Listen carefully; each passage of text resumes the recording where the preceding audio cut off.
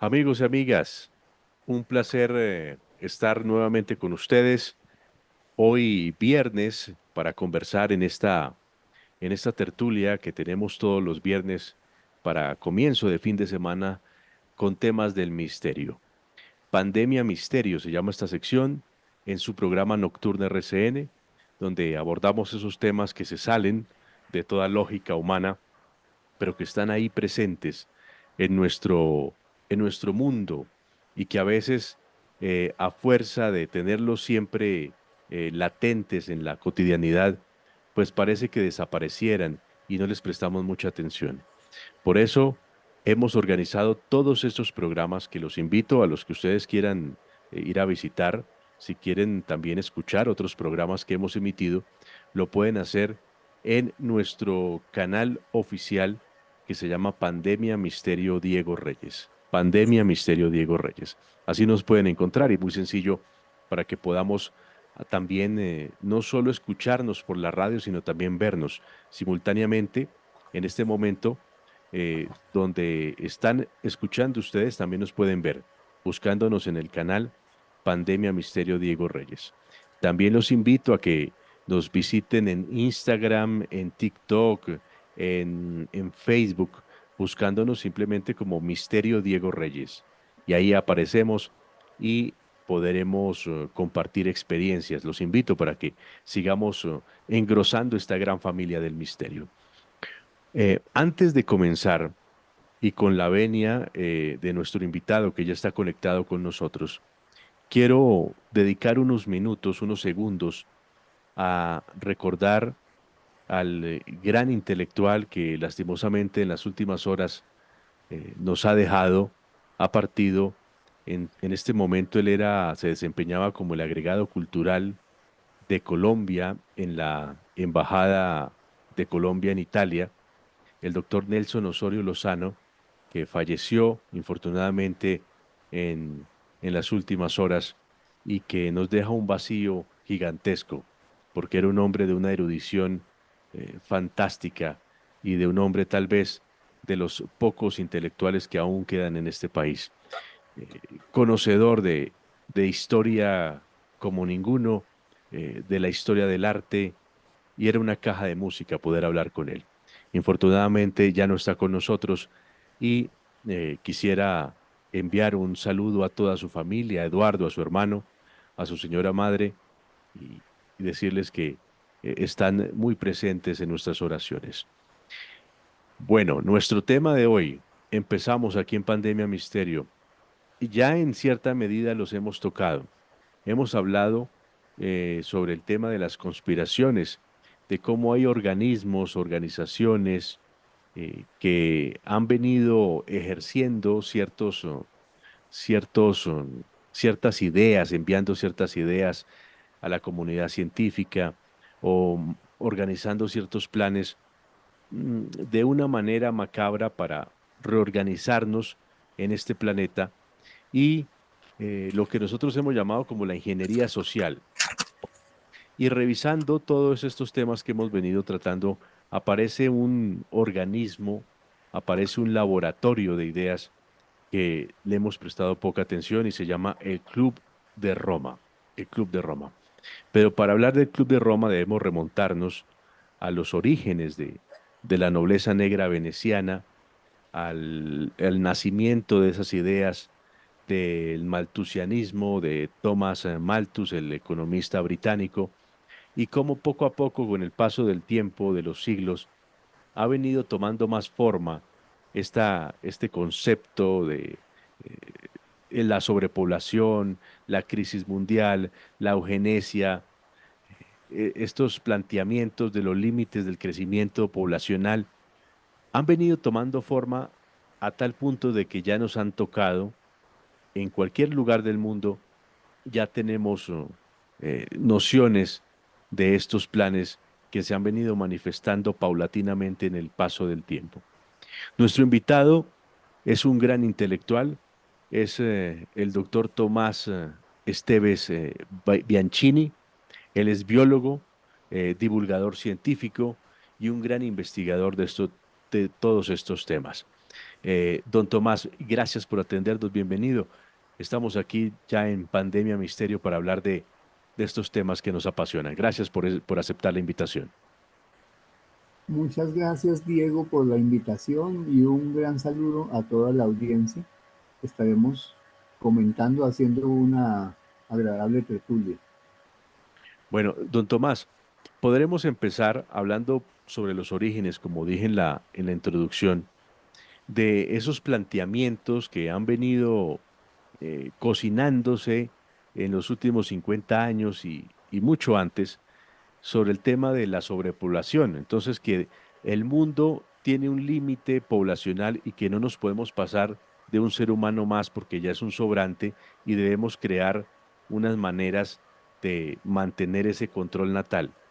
Y con esa premisa han venido tomando grandes instituciones, organismos científicos reconocidos en el transcurso de los últimos tiempos, unas medidas que atacan en principio la libertad del ser humano y la dignidad también de los seres humanos, poniendo por encima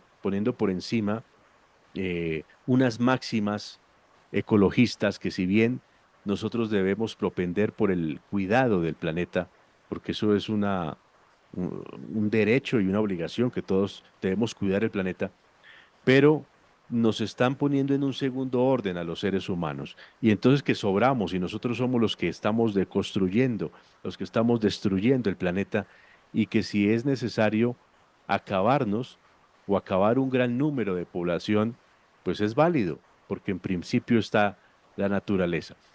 ¿Por dónde podríamos empezar? Hablemos sobre esos orígenes de estas ideas. Tenemos que remontarnos entonces a Malthus, a la nobleza negra veneciana, pero que sea usted que nos guíe con sus explicaciones. Bueno, gracias por mencionarlo. Vamos a empezar con la nobleza negra veneciana. Venecia hereda el poderío romano una vez que cae, y muchas de esas estirpes o familias que eran patricios en la antigua Roma se reencarnan se renuevan en la Venecia que se convirtió en un poderío naval y gracias a eso en un poderío mercantil. Entonces la Venecia de de la Edad Media es como decir el New York de ahora o el Wall Street de ahora. Claro, claro, Imagínense a Venecia, duraron un siglo o siglo y medio robándose los tesoros de Bizancio en oro. O sea, ¿cómo será la riqueza y el mercado que abrieron con China después de claro. Marco Polo? Además, es una potencia ¿Sí? marítima, siempre ha sido una potencia marítima para esa época, hasta en la actualidad. Y allí, como usted bien dice, esos grandes poderes, esos patricios, luego de que luego de que finaliza el Imperio Romano, ellos migran hacia el norte de Italia, hacia Venecia, y allí también se crean o lo que hoy conocemos como los bancos o la banca Sí, internacional. exacto. Allí nace esa idea, ¿no? Tenían tanto oro que se convierten en prestamistas. Y ya desde mismo Roma ya habían heredado la usura, es decir, ahí es cuando empiezan a consolidarse unos poderes han sido conocidos como la nobleza negra. Vamos a citar a Jean María Ortes. Era un gran matemático, un gran músico, un monje hipócrita de la orden camaldolese, que era una orden de clausura. Él se retira de la orden estando muy joven, ya había estudiado matemáticas, varios idiomas, leyes, era un gran economista y dice que se retira de la orden, pero sigue siendo un ferviente defensor de los bienes de la iglesia. He de reconocer que Ortes defendía el libre mercado. En ese sentido, estamos de acuerdo con él. Pero también era un aritmópata, es decir, definía el mundo desde las ecuaciones matemáticas. Y digo aritmópata porque era obsesivo con eso.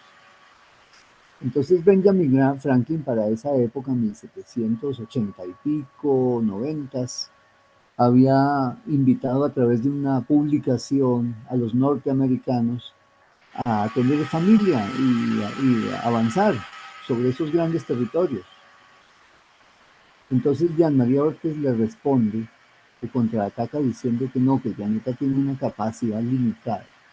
Él produce un libro que se llama Reflexioni sulla popolazione, Reflexiones sobre la población, 1790, y fíjate que Malthus en Inglaterra, ensayo sobre la población, casi el mismo título, 1798. Ujú. O sea que, ¿qué dice Jean María Ortiz? Que la humanidad se reproduce en proporción geométrica y que si no hay límites, pues reventamos el planeta de gente. Claro, Entonces, que los límites son naturalmente la violencia, las guerras, las enfermedades, pero esto lo retoma Malthus. Malthus era un monje. Ah, bueno, yo dije que Jean María Ortiz era hipócrita porque dice que va a conservar su celibato, su, pero su mejor amigo era Casanova y se la pasaban en esas grandes fiestas de la nobleza negra veneciana, que eran los fiestones más ricos de la tierra. claro. Además Sí, que en Venecia siempre fueron famosas esos bacanales, ¿no? Y esas sí, fiestas, el carnaval de Venecia, las máscaras, todo eso. las góndolas, todo eso tenían un encanto que embriagaba Claro, a sus esa visitantes. ornamentación era la ciudad más rica de la tierra. Entonces duda uno mucho de, de sus votos de castidad si su mejor amigo era Casanova. Claro. Entonces, entonces nos vamos a Malthus, porque esa nobleza negra de Venecia luego migra con sus bancos y todo, y su oro, a Ámsterdam, y después migran a Londres. Ahora vamos a Malthus. Malthus era un monje que su padre era el mejor amigo de Rousseau, Juan Jacobo Rousseau. Debo decir que Rousseau, el primer socialista, con el contrato social, y que escribe El Emilio para hablar de la educación en libertad, un niño imaginario, el Emilio, dejó morir de hambre a sus 5 hijos. A medida que iban siendo destetados, se los quitaba a la mamá y los entregaba a un hospicio de París. Él vivía en Suiza. Los entregaba a un hospicio de París donde sabía que los dejaban morir de hambre. Ese Mm. era Rousseau. Pero Rousseau era el mejor Ah. amigo del papá de O Malthus. sea, no solo era un teórico, sino ejercía sus ideas, las ponía en práctica. Las ponía en práctica. Perdió sus 5 hijos Terrible, posiblemente de hambre. terrible, terrible. Entonces, ese era el ambiente. Cuando Rousseau viajaba a Inglaterra, se hospedaba en la casa de los Malthus. Entonces, obviamente este niño creció con ese ambiente, con esas ideas, y ya en 1798 publica su libro, donde dice, la producción agrícola de la humanidad progresa en progresión aritmética, como una línea recta, mientras que la población es una línea geométrica exponencial, logarítmica, duplicaciones y duplicaciones, entonces en algún momento va a haber hambruna. Pero ¿cómo pretende él? Primero, ese postulado es falso. Ese postulado es la base del malthusianismo. Vamos a retroceder un poquitito entonces a Thomas Hobbes. Thomas Hobbes. Sí, Thomas Thomas Hobbes. Hobbes es el primero que dice, casi un siglo atrás, dice que el hombre lobo para el hombre, o sea, si el hombre no es controlado, nos agarramos todos de las mechas o de arañazos, como nos comemos como lobos. Mala imagen porque los lobos son animales muy nobles. Pero Thomas Hobbes es el primero que propone que toda la riqueza del mundo ya está hecha y por lo tanto lo que resta es la pelea por los recursos. Ujú. Esto es lo que llama el marxismo la suma cero. Quiere decir que si yo gano, alguien pierde. Que si dos personas negocian, hay un ganador y un estafador y un timado o un ingenuo. No conciben la idea de que del gana-gana, de que en todo intercambio humano los dos lados ganan. ¿Por qué? Porque uno quiere deshacerse de algo, quiere vender, y otro necesita ese algo, y entre los dos acordaron un precio, por lo tanto los dos han ganado. La Claro, riqueza se crea, la riqueza no se reparte. Pero de Tom Hobbes pasamos después, siglos después, a Marx. Ahí es donde empieza la garrotera, porque entonces este señor Malthus cree que la riqueza es limitada. Ah, bueno, ¿qué pasó ahí?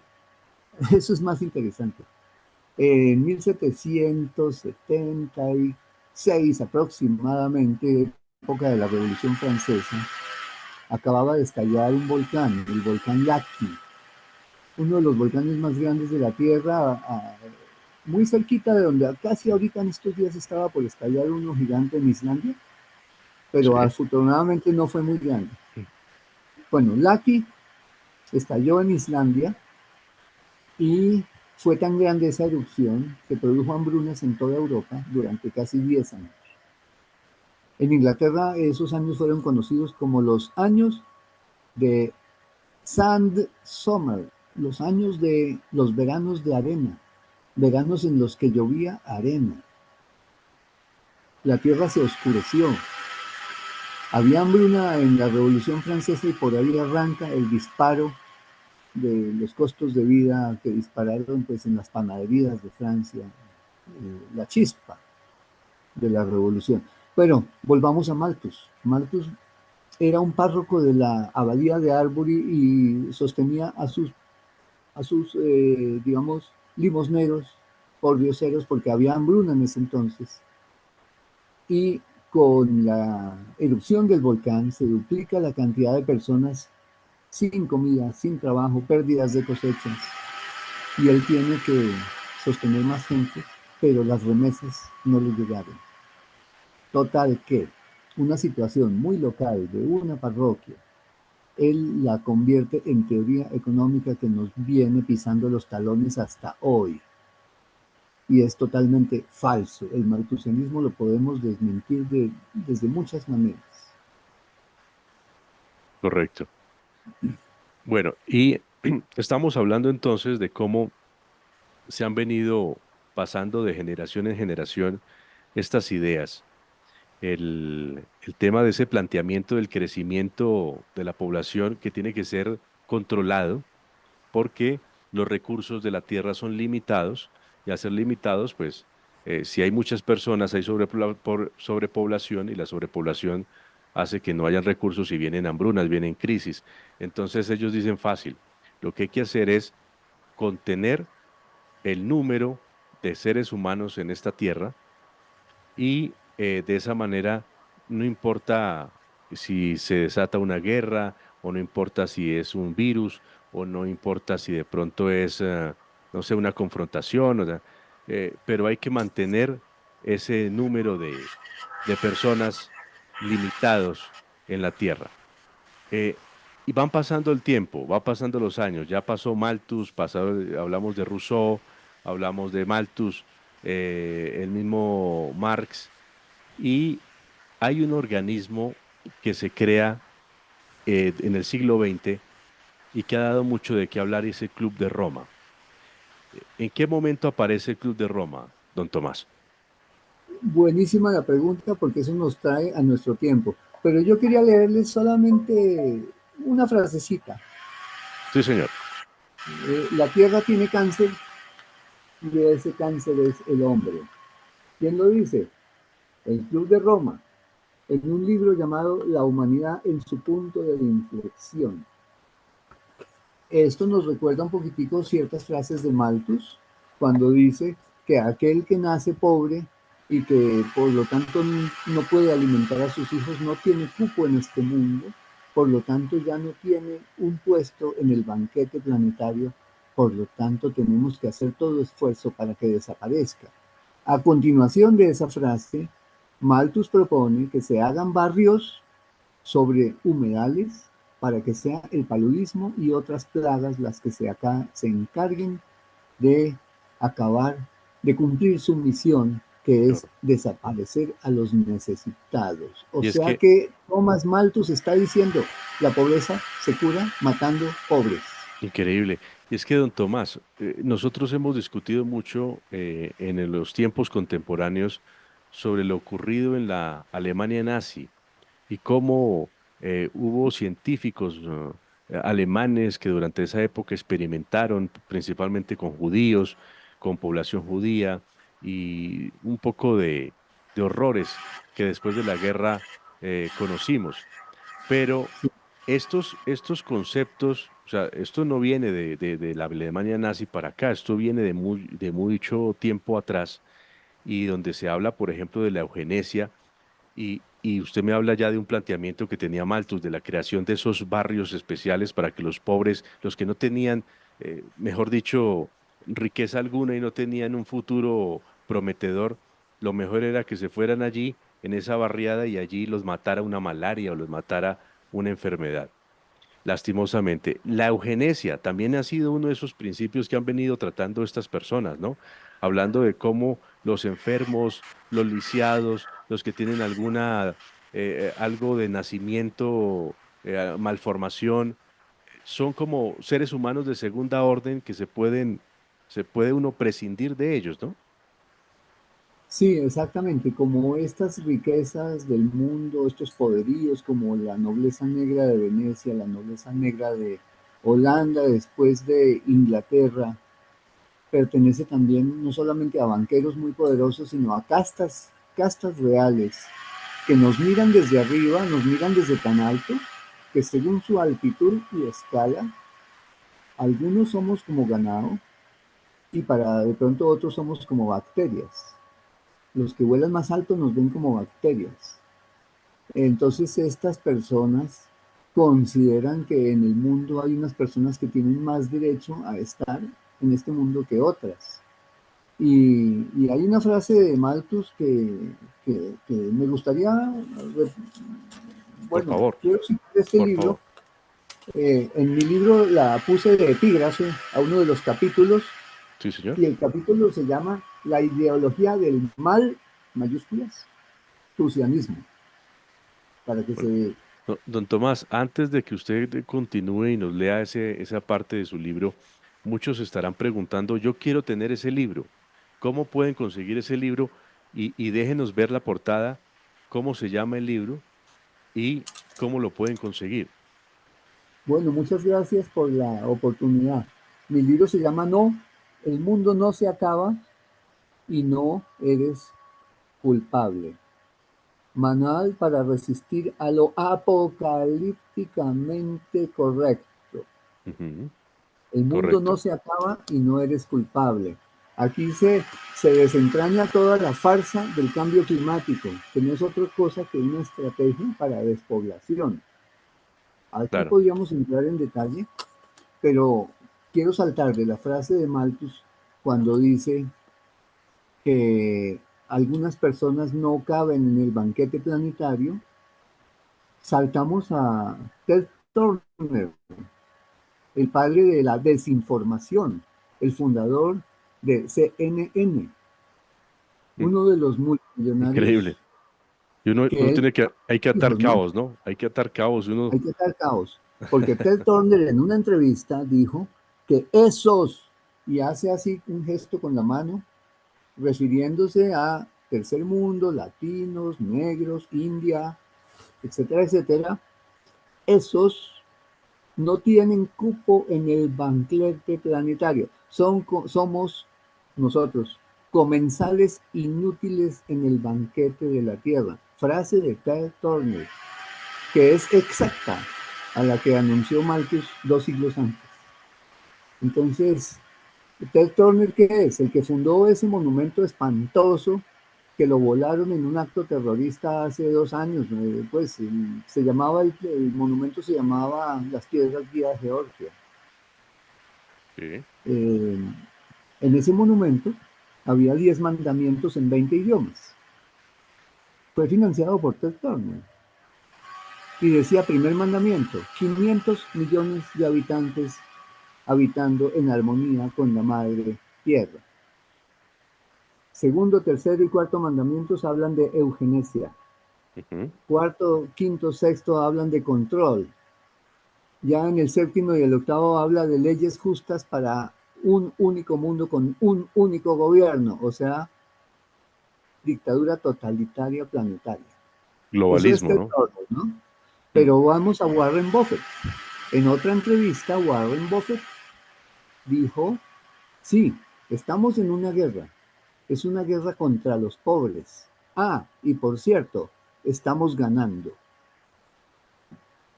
Qué Ahora horror. podemos ir a más frases de Bill Gates, bueno, ahí podríamos seguir haciendo A citaciones, ver, por pero, ejemplo, si tiene una por ahí presente del tío Bill Gates, que es muy bueno, famoso. Bill Gates creó una ecuación que la llamo yo la ecuación del genocidio, bueno, la ecuación de la despoblación, eh, donde dice C, P, población, no, C, gas carbónico es igual P, población, por S, servicios, por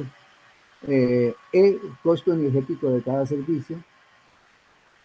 Eh, Según esa ecuación, para poder disminuir gas carbónico, tenemos que reducir la población.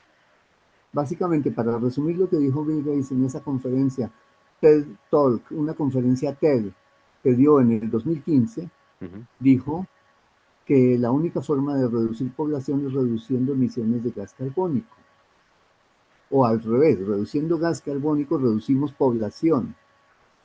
Y además dijo, y además, por medio de ciertas cosas que ya todos supimos que pasaron en el 2020, eh, podemos reducir entre un 10 y un 15% de la población. Bueno, pero este señor, El mismo ah, Bill Gates ha dicho, y eso es reciente, y hay información de prensa porque yo mismo lo leí hace unos 2 años, hablaba de un experimento, creo que lo quería hacer en Suiza, y hubo una oposición de la población y protestas y no se realizó, pero era algo así como una teoría que él tiene de lanzar un, un polvo como un polvo de tiza a la atmósfera para crear una especie de nube muy densa que debilite el paso de los rayos del sol a esta tierra y de esta manera evitar el calentamiento global, decía él. Siendo uno perspicaz, piensa mal y acertarás. Lo que quería esta persona que ha venido promoviendo el consumo de carne sintética, por ejemplo, Bill Gates, cuando no ingresan los rayos solares, ¿qué es lo primero que se ve perjudicado? Pues la vegetación y por eso el cultivo. Los cultivos se verían muy afectados porque si no hay luz solar, pues no hay cultivo y no hay vida. Esto traería hambrunas, traería migraciones, sería como un revulsor para todos esos principios que ellos tienen y que quieren implementar, ¿no? sí, lo tienen muy claro y yo quiero que quede claro, no es el gas carbónico el impulsor de los cambios climáticos. Está demostrado que son ciclos decadales y multidecadales dirigidos por el sol. Ahorita estamos entrando en un niño fuerte, pero el último niño fuerte fue el del 98, que fue llamado el super niño Godzilla. Se inició en el 97, culminó en el 98. Súmale ustedes al 97 más o menos 30 años, 27 años, viene dando como 24, ¿sí? Más o menos. Sí, El ciclo multidecadal del Atlántico Norte son 30 años subiendo, 30 bajando, 30 subiendo, 30 bajando. Las dos temperaturas más altas del siglo fueron en el 1938 y 1998. Ahora venimos bajando. ujú, Pero ¿qué pasa?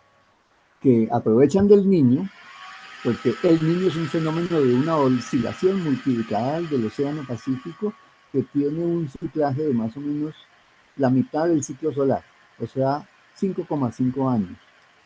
Pero cada 22 años está el ciclo de Halley. El ciclo de Halley es cuando el Sol invierte su campo magnético. Cada 22 años el Sol está toreadito. No sé si han visto noticias en estos días, las manchas, las emisiones solares. Está bastante toreadito porque claro. acabamos de hacer reversión de campo magnético. Esto lo estudia la astrofísica solar Valentina Sharkova, la persona que más sabe en el mundo del Sol. Esto está probado, esto no son ciclos de 11 años, pero cada 22 tenemos un Sol bastante Claro, toreadito. y la gente dirá, bueno, y si está estudiado científicamente, ¿por qué, ¿por qué nos dicen las grandes élites lo contrario? Bueno, porque es que tienen sus intereses y Tienen su uno, agenda. y usted puede ser un gran científico, llevar sus exposiciones a Harvard, a Yale, a los distintos centros de pensamiento más importantes del mundo, pero si uno no está en la línea de estas élites, pues lo borran, simplemente lo desprestigian y usted no termina en nada con estos trabajos. Entonces prepárense, oyentes, porque estamos empezando un niño casi tan bravo como el del 98. Es un Correcto. ciclo que va a pasar, el año climático se define siempre de mayo a mayo.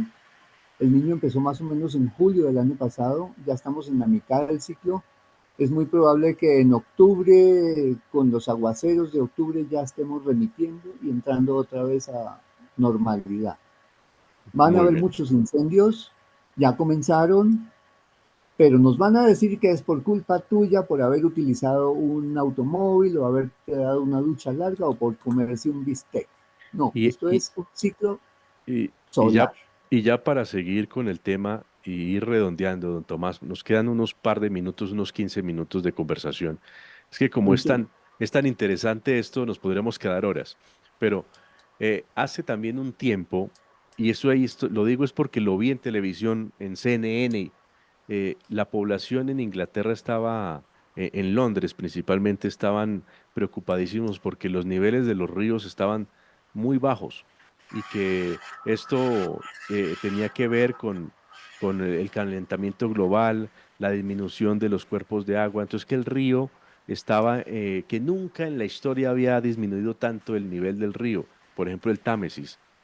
Y Sí. resulta que encontraron unas piedras salieron a flote porque evidentemente el nivel del río bajó y encontraron unas piedras cinceladas, grabadas de poblaciones de muchos siglos atrás, donde ellos marcaban los límites, o sea, los momentos donde el río había bajado a sus máximos históricos.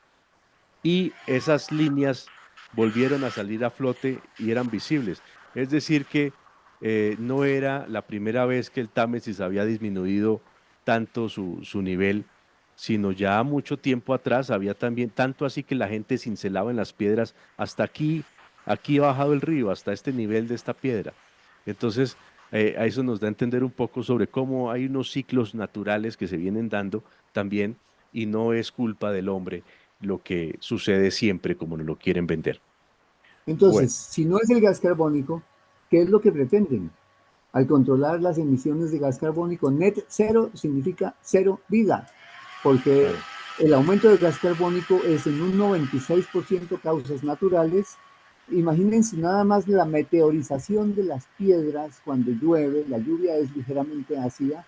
Si usted tiene una roca calcárea, como una tiza, meta usted una tiza entre vinagre a ver cómo la ve burbujeando como un alcacelce. claro, claro, La así lluvia es, es ligeramente ácida. Toda la cordillera andina, desde Patagonia hasta Alaska, es en parte volcánica, pero en parte sedimentaria. Por lo tanto, las rocas calcáreas emiten gas carbónico. ¿Y por qué no estamos ahogados en gas carbónico? Porque inmediatamente las plantas se lo comen, lo convierten en madera, en vida. El claro, aumento leve de gas carbónico registrado desde 1850 se debe al ciclo de Dalton o mínimo de Dalton, cuando finaliza la pequeña edad del hielo, cuando la gente patinaba en el Támesis congelado.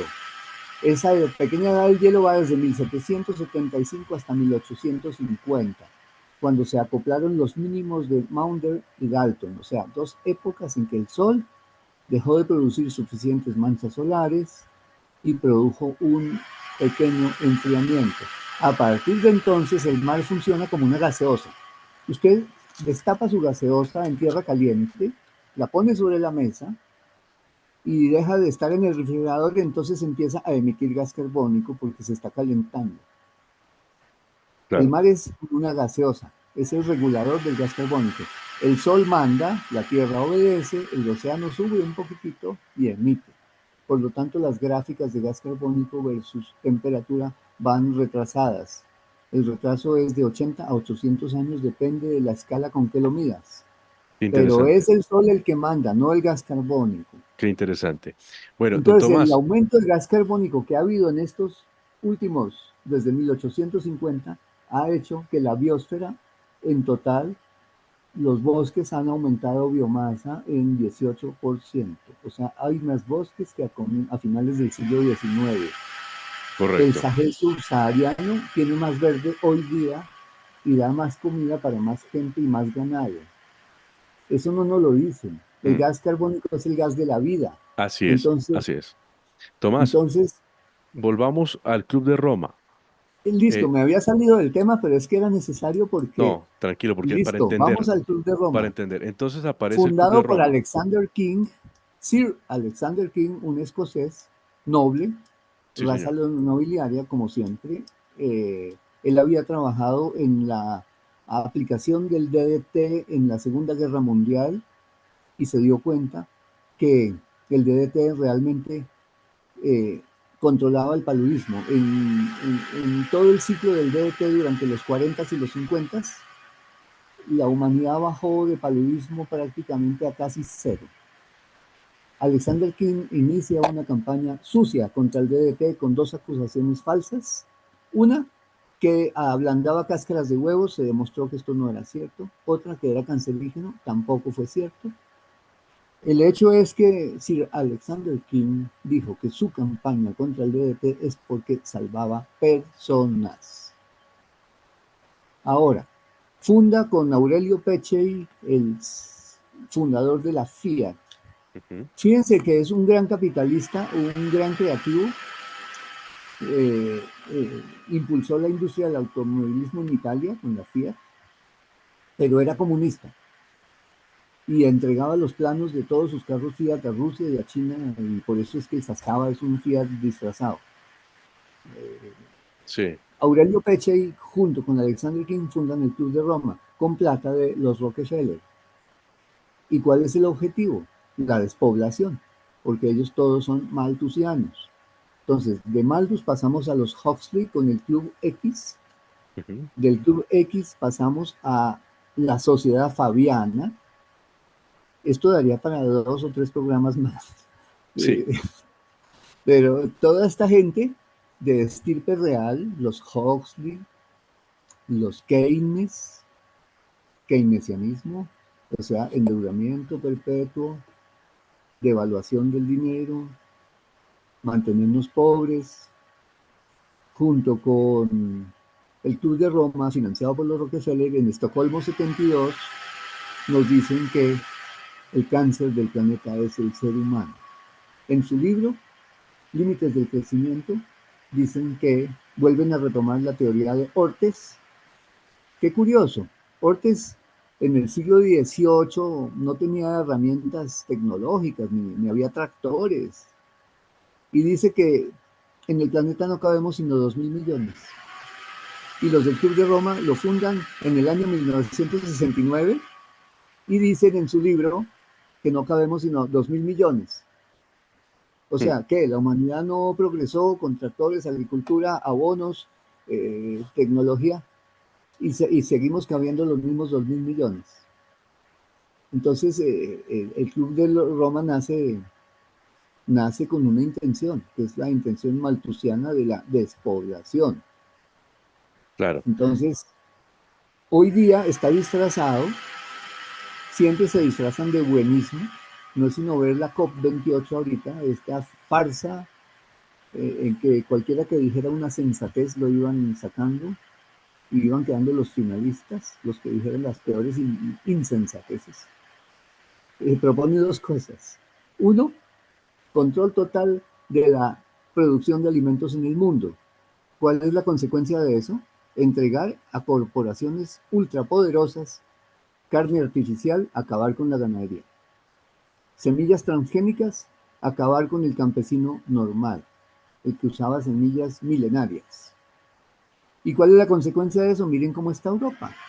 todas las protestas de tractores, de campesinos en Alemania, en Holanda, en Francia, que no se van a dejar quitar su tradición campesina, no, porque ellos dicen, sin comida habrá hambruna mundial. Está Europa rebota. Eso no nos lo muestran los noticieros principales. Eso Y hay que con buscarlo. hambre, y con hambre como en los regímenes comunistas, es muy fácil controlar a las personas. Eso es lo que buscan.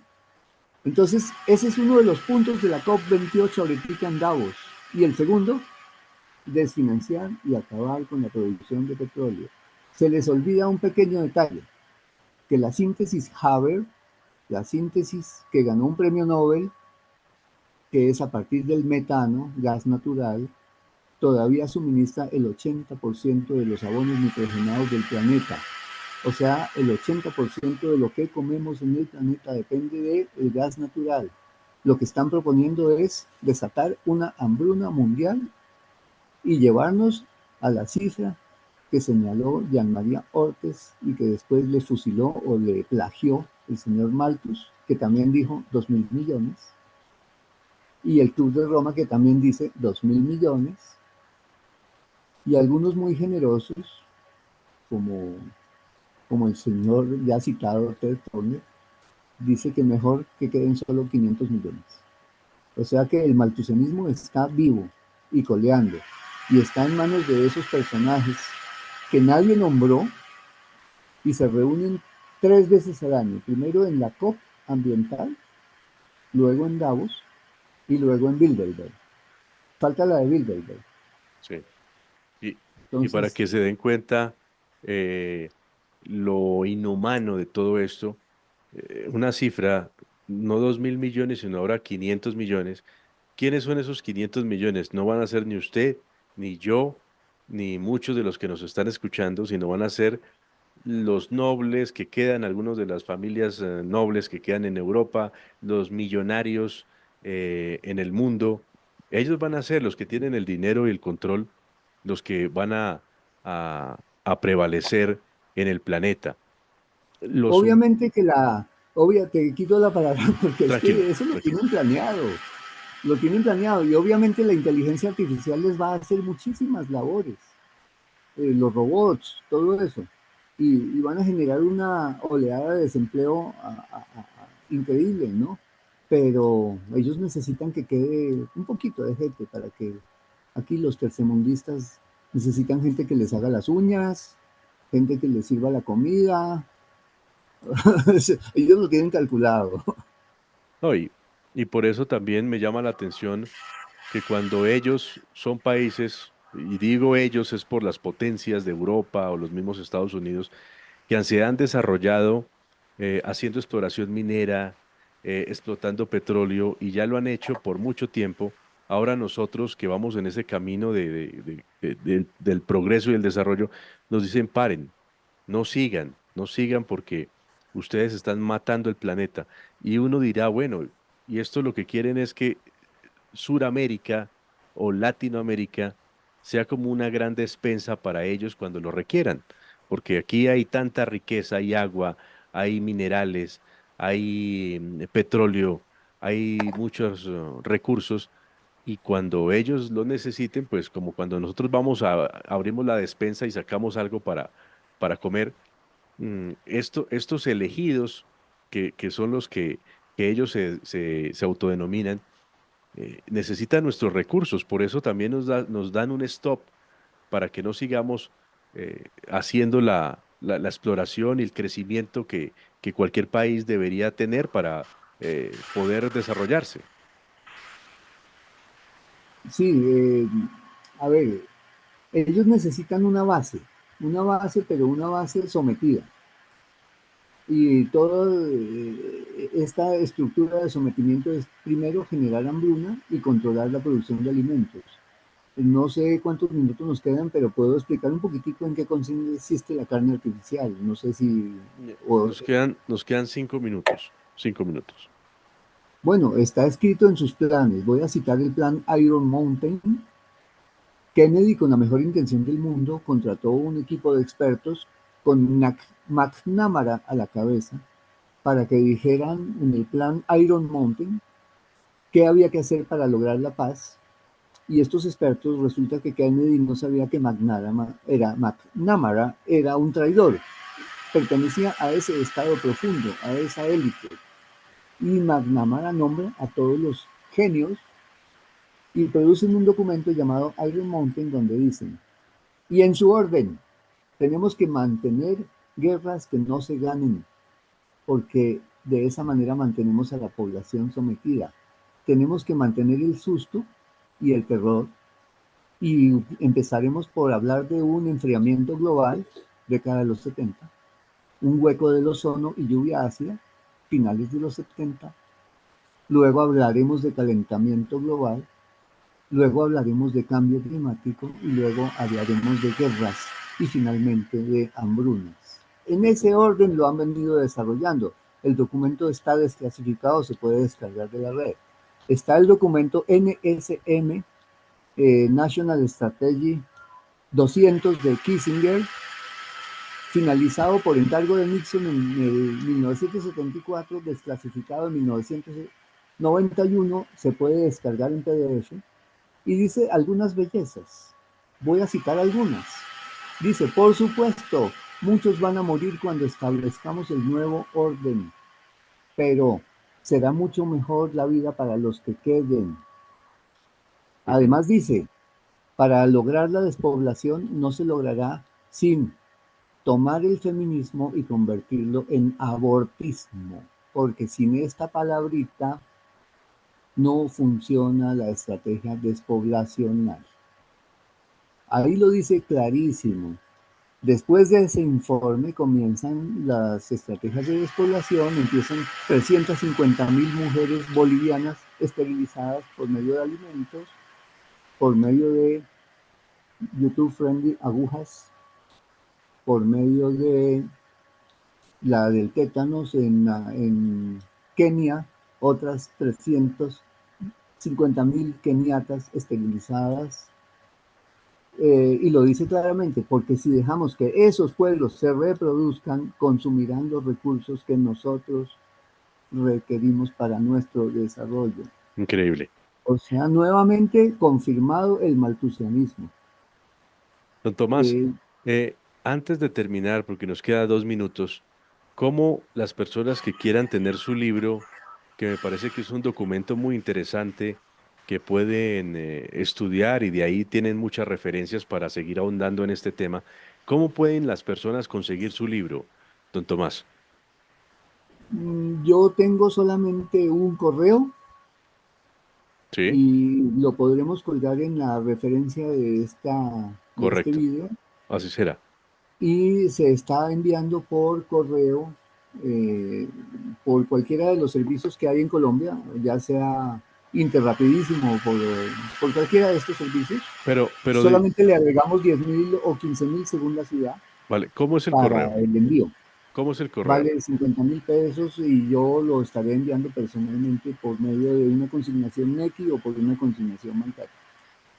No tengo otro mecanismo en este momento porque no está en librerías. Tranquilo. Don Tomás, ¿cómo es su correo? Dictámoslo para de pronto la gente que no puede ver el video y está escuchándonos. Tomás.esteves, Tomás.esteves, B pequeña y Z, arroba gmail.com. Hay que poner el punto todo minúsculas, tomás.esteves, arroba gmail.com. Perfecto.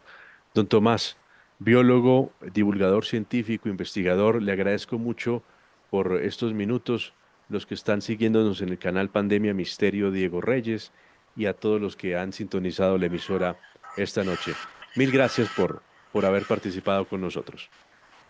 Muchas gracias, Diego, y muchas gracias a los amables oyentes por su paciencia y por escuchar.